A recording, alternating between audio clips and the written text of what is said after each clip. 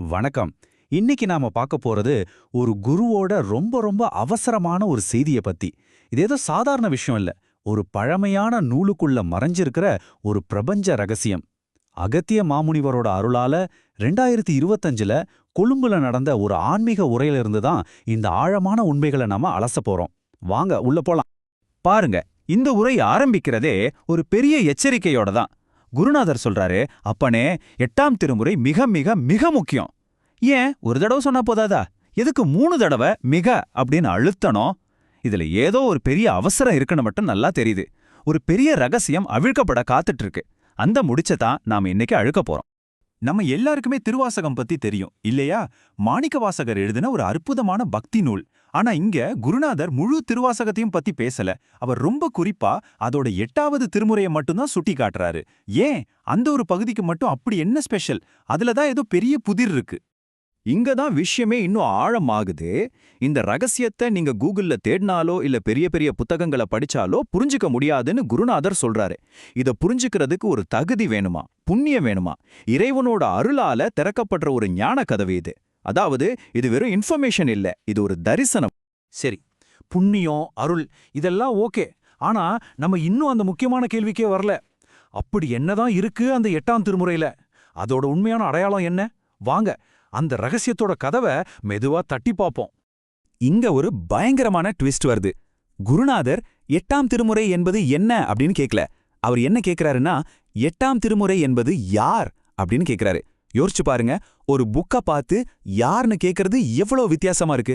இது வெறும் எழுத்துக்களோட தொகுப்பு இல்லையா? இல்ல, அதுக்கு உயிர் இருக்கா? இதோ அந்த பிரம்மாண்டமான பதில் வருது. ரெடியா இருங்க. அந்த உரை சொல்லுது, 8ஆம் திருமுறைன்றது வேற யாரும் இல்ல, அதுவே சனீஸ்வர பகவான் தான்.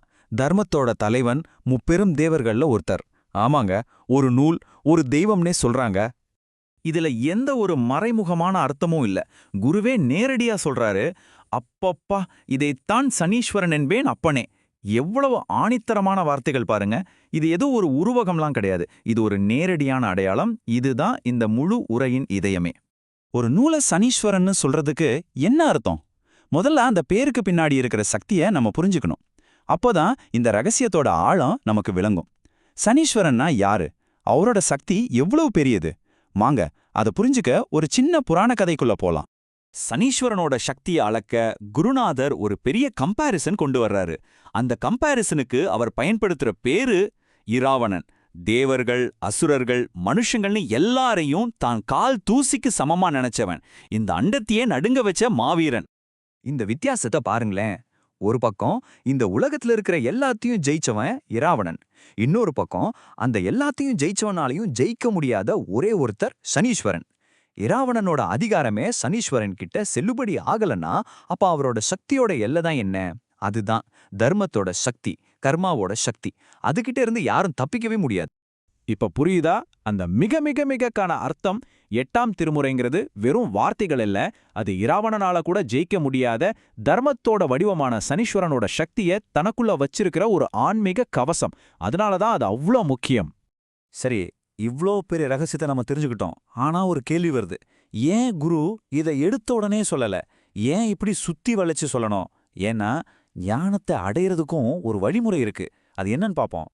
கடைசியில் வருவதே முதலே சொன்னால் நீங்கள் குழப்பிக்கொள்வீர்கள். இதுதான் குருவோட டீச்சிங் மெத்தட்.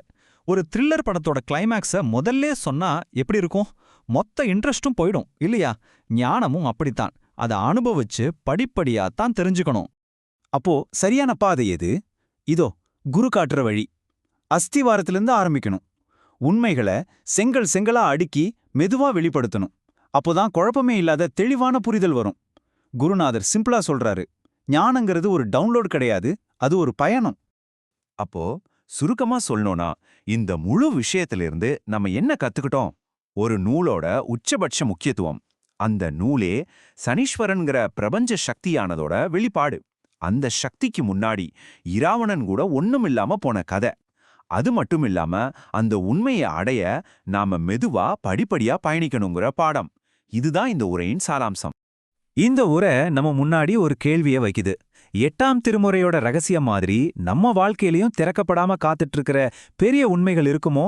ஒருவேளை நாம ரொம்ப அவசரப்படுறதால நம்ம வாழ்க்கையோட பெரிய ரகசியங்களை நாமளே பார்க்க தவறிடுறோமா? இந்த கேள்வியோட இந்த விளக்கத்தை நான் நிறைவு செய்றேன். நன்றி.